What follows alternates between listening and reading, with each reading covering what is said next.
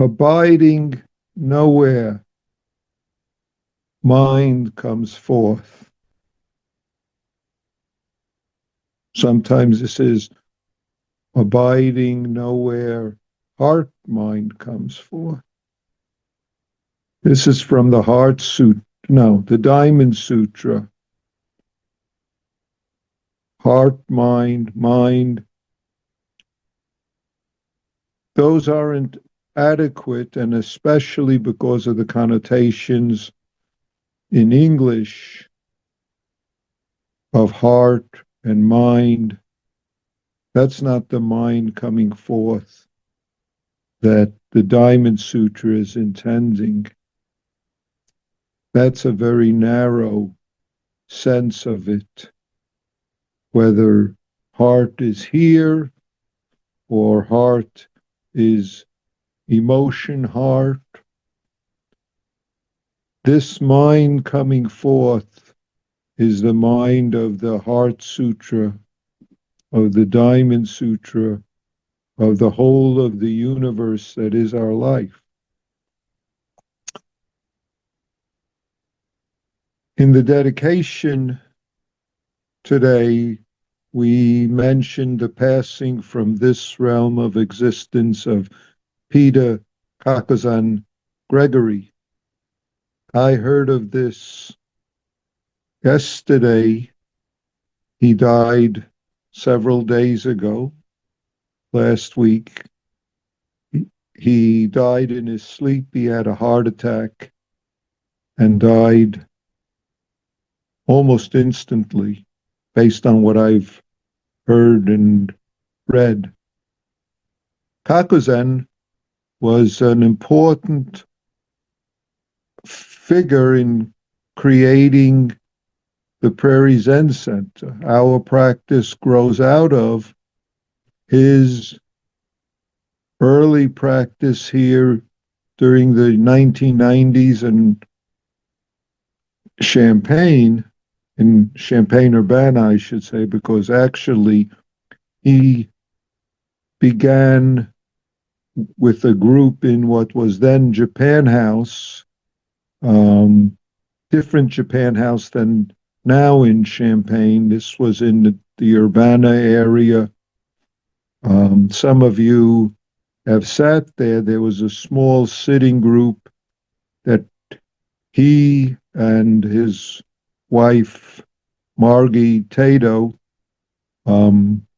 were instrumental in creating, and he was a professor in the Department of Religious Studies and Department of East Asian Studies at the University of Illinois, and was able to work with Japan House to get a sitting group going, and he brought some teachers here, and other people began sitting in other places. So he was an instrumental in that, but actually I met Kakuzan and Tato in 1976, 1977. I can't remember exactly when, but it was when I was came to ZCLA, Zen Center of Los Angeles, at the end of September 76. And I don't remember if, for some reason, I think he wasn't living there at that time. I think he was still at Harvard or in Japan. He was working at getting his PhD, and he got his PhD. And so he lived at the Zen Center with his wife and with his children. He was an important figure at the Zen Center. His Dharma name is Kakuzan.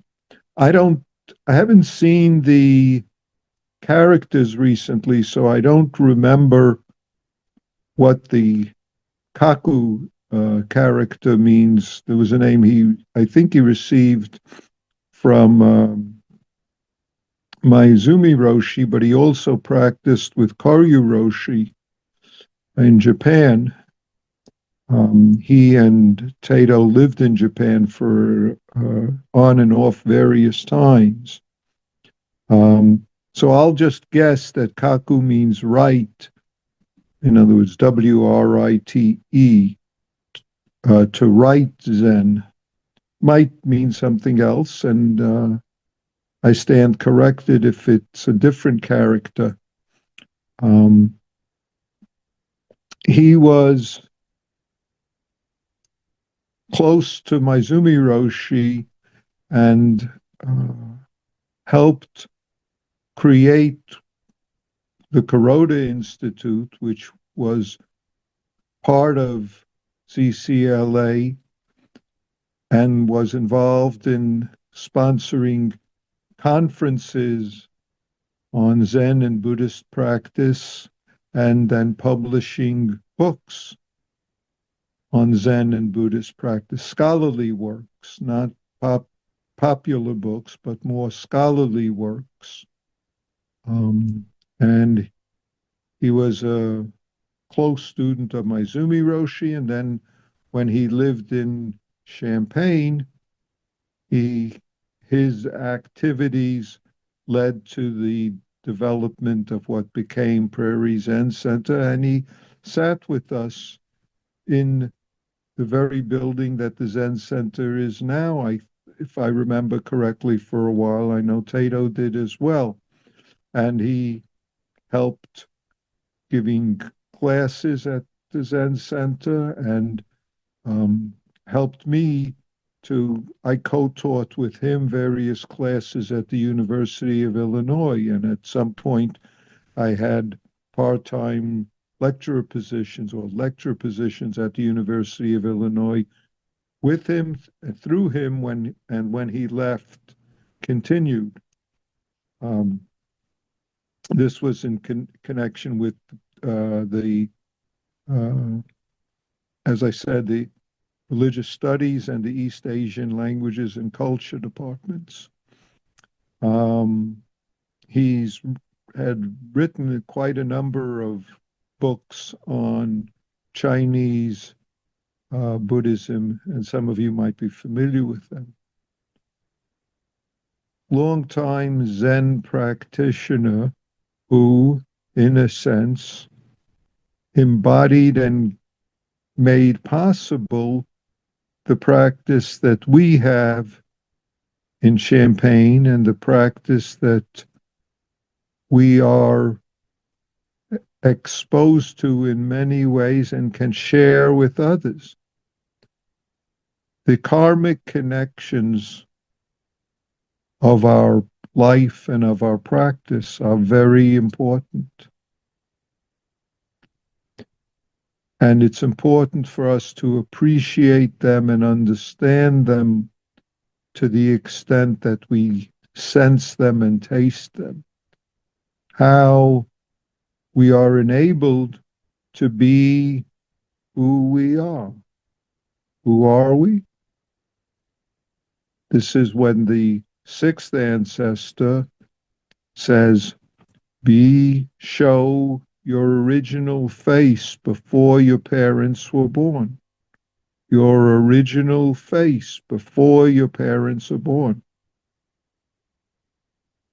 What is this? This is what abiding nowhere mind comes for. This is, if I say it's who and what we are, I've said too much.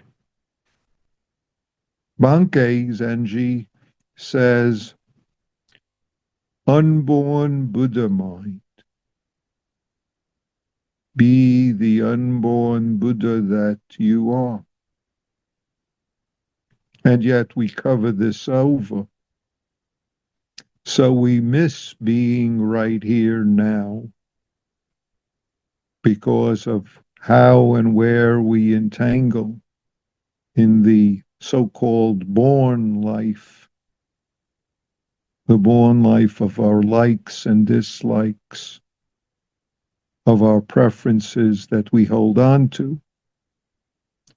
Be the unborn Buddha that You, I, we are is our task because that's who we are. Can't help but be original face before our parents are born.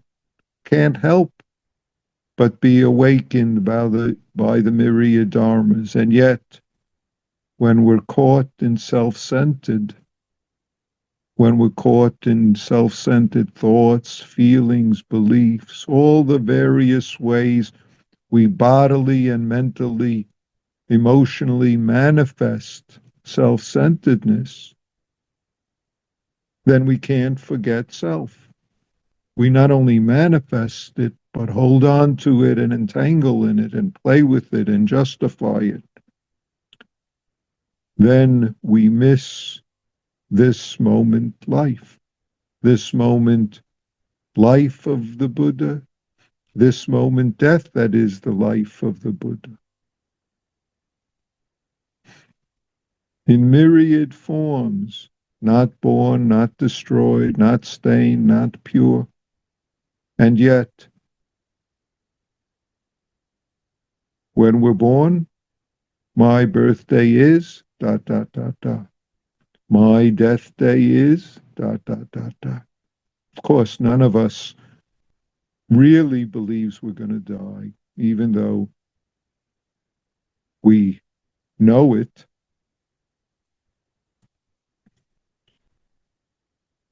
So our practice job, if I say it in such a way, is to do what's skillful, to notice where, how we're holding on to, entangling in likes, dislikes, preferences, whether it's about so-called this body, mind, or so-called outside all sorts of realms.